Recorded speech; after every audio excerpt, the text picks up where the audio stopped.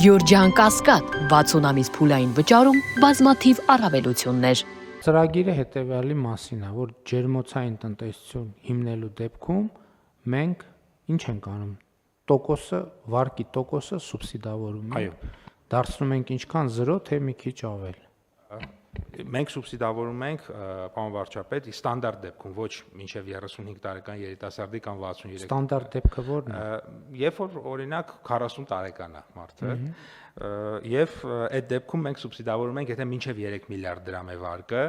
9%-ային կետով, օրինակ ինքը վերցնում է 13%-ով վարկ, 9 պետությունն է վճարում, ինքը մնացած 4-ը, բայց առաջին 1 տարին, այսպես ասած, այդ grace period-ն է, արտոնյալ ժամկետն է, երբ որ ինքը տոկոսադրույք չի վճարում, այսինքն առաջին 1 տարվա ընթացքում ըստ էության իր համար։ Հիմա այս ծրագիրը ինչքան է գործում, Այս ծրագիրը սկսվել է 23 թվականի երկրորդ կեսին, 23 թվականի։ Այս ծրագրով քանի հեկտար ջերմոցա կառուցվել, գիտեք։ 23 թվականին արդյունքներ չեն եղել, 24 թվականին կառուցվել է մոտ 6 հեկտար, 25 թվականին 18.4 հեկտար եւ ուրեմն 26-ին պլանավորում ենք ընթացքի մեջ է եւ 99% էս արդյունքն այնելու 64.8 հեկտար։ Հիմա մենք ծրագրի մեջ ինչ ենք փոխում։ Ծրագրի մեջ որ 2%-ային կետով նվազեցրել, այսինքն մենք եթե նայենք մեր արդյունքային ցուցանիշը, քանի որ ապահովված է, կարող ենք ասել, որ ծրագիրը արդեն իսկ համարենք ավարտված, բայց շարունակում ենք նախ ծրագիրը եւ ուղղակի մի փոքր տոկոսային կետերը նվազեցնում ենք։ Մի դեպքում 1, մի դեպքում 2%։ Այսինքն ավելի ենք շահառուի համար ենք ավելի նվազեցնում ենք, թե շահառուները այն ժամանակ օրինակ 10%-ային կետով պետք է ստանային փոխհատուցում, հիմա ստանալու են 8 կամ 9%-ային կետով փոխհատուցում։ Շատ լավ։ Այդ գումարները հիմա այդ ծրագրից ով ուզի կարող է օգտվել։ Ծրագրից կարող են օգտվել բոլորը։ Այսինքն մարդը պետք է ունենա հող ակնհայտ։ Նվազագույնը 1 հեկտար։ Նվազագույնը 1 հեկտար սեփական հող պետք է ունենա։ Վարձակալած հողի վրա չենք համաձայնվի։ Սեփականություն իրավունք պետք է ունենա։ Շատ լավ։ Էլ ինչ պետք է ունենա։ Եւ եթե ինքը կարողանում է ունենալ նաեւ համապատասխան գրավ, որ իրեն վարկավորեն, այսինքն ինքը բանկի հետ է պայմանավորվում, մենք տոկոսներ սուբսիդավորում։ Շատ լավ։ Պարզը հասկանալի է եւ էլի թվերը, որ ասցիք, էլի մեր ծրագրերում հաճախ է պատահում, որ ծրագիր ընդունում ենք, ասենք մի տարի լռություն է, ոչ մի ձեն չկա, ոչ մի բան տեղի չունենում, հետո սկսում է աճել, եւ սա լավ process է մեր ռազմավարություններին համապատասխանող, որովհետեւ ասել ենք, որ գյուղատնտեսություն ասելով մենք ավելի ու ավելի պետք է հասկանանք ինտենսիվ գյուղատնտեսություն, որովհետեւ այն ինչ որ ինտենսիվ չի, այսօրվա կամ վաղվա տրամաբանությամբ ենք անել գյուղատնտեսություն չի, ընդ որում այստեղ մի հետաքրքիր բան կա, էլի կարծում եմ, որ այս նրբությունները բոլորս պետք է իմանանք, ես տարբեր առիթներով, որ ջերմոցներում լինում եմ, ինձ հետաքրքրում էր, որ օրինակ բարձրադիր վայրերում, Գեղարքունիքի մարզում, որը այնց կլիմայական մեծ հայտնի գյուղատնտեսական կլիմայական այդքան էլ լավ պայման չունի, ես առիթ ունեցա ջերմոցի սեփականատիրոջը ասում եմ, բա ինչի եք, բա խնդրեմ չի, որ այս ցուրտ մարզում եք վերում ջերմոցային տնտեսությունը դնեն, եւ ընդհակառակը պարզվեց, որ հենց այդ ծովի մակերևույթից որոշակի բարձրություն, որը մեր տրամաբանությամբ գյուղատնտեսության համար այդքան էլ հարմար չի, ինքը էներգախնայողության առումով ամենահարմարն է, որովհետև արևի էներգիան այդտեղ օգտագործվում է մաքսիմալ։ Եվ սա պատկերացնում եք մեր հանրապետության համար ինչ հնարավորություններ է բացում։ Այսինքն երբ որ մենք խոսում ենք, ասում ենք, հիշում եք, ես առիթ ունեցել եմ, ասել եմ օրինակ Գեղարքունիքի մարզում, ու այն ժամանակ այդ խնդիրները կան, որ կառավարությանը գալիս էին ասում են կաղամբը չի վաճառվում, կաղամբի գինը արդեն դարել է 5 դրամ կամ 10 դրամ եւ այլն եւ այլն։ Մենք այն ժամանակ ասում ենք պետքա ոչ թե հենց անենք որ կիլոն 5 դրամանոց ապրանք աճի, այլ կիլոն ենթադրենք 50 դրամանոց ապրանք աճի եւ բարձր արժեք ունեցող մշակաբույսեր։ Հիմա այս տեխնոլոգիան մեզ հնարավորություն է տալիս, որ մասնավորապես մենք Գեղարքունիքի մարզում եւ էլի բարձրադիր վայրերում ունենանք այսպիսի տնտեսություններ եւ ընդ որում լավ լուրը որն է, որ իրանք ես ինչքան գոնե շփվում եմ մարդկանց հետ,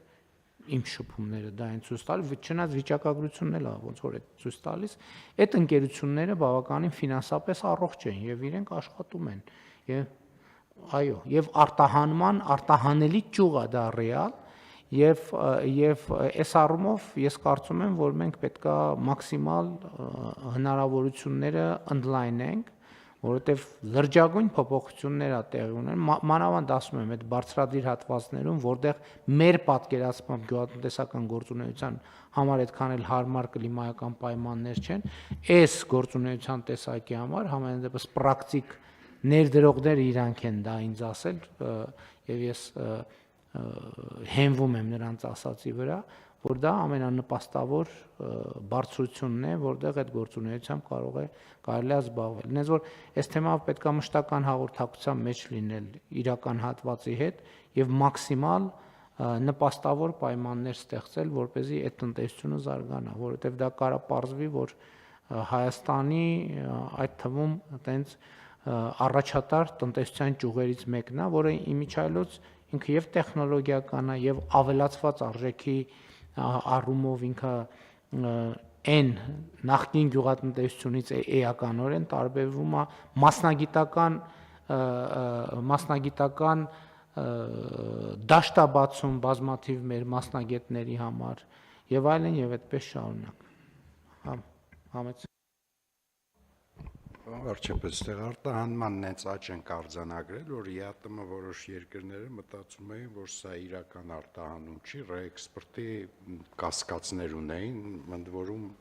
եկել են տեղում նայել, որպեսզի համոզվեն, որ այդքան տնտեսություն է ձևավորվել Հայաստանում։ Այս իմաստով ես կարծում եմ,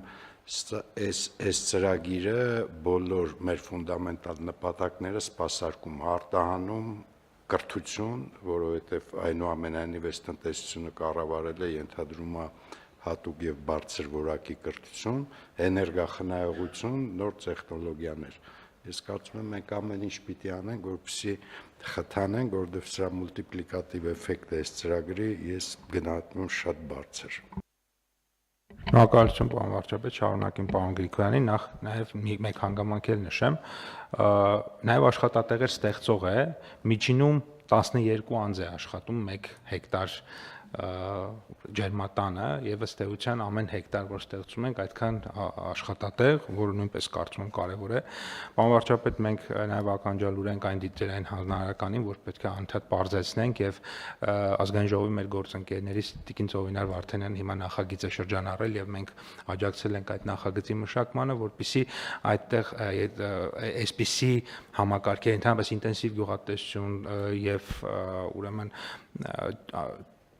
ջերմատների կառուցման համար այնտեղ տուրքեր կան եւ process-ներ կան հողերի կատեգորիաների, դրանք հնարավորինս ավելի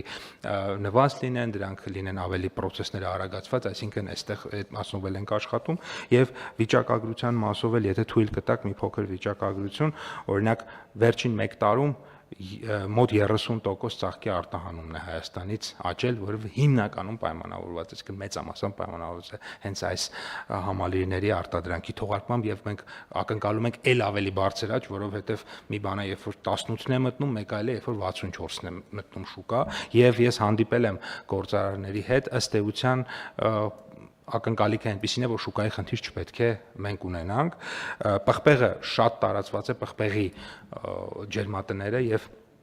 39 ամբողջ մի փոքր մոտ 40% մեկ տարվա ընթացքում այստեղ ենք աճ արձանագրվել։ Երրորդ ուղղությունը դա որ էլի բավականին ուրեմն տարածված է, դա կանաչեղենը է, այսպես ասած, այստեղ 10 եւ ավելի տոկոս աճ ունենք։ Ելակն է էլի որ կանաչեղեն անդրադարձակ միտեղ տենց տեսա որ ջերմոցներ են կառուցվում, ուղղակի տենց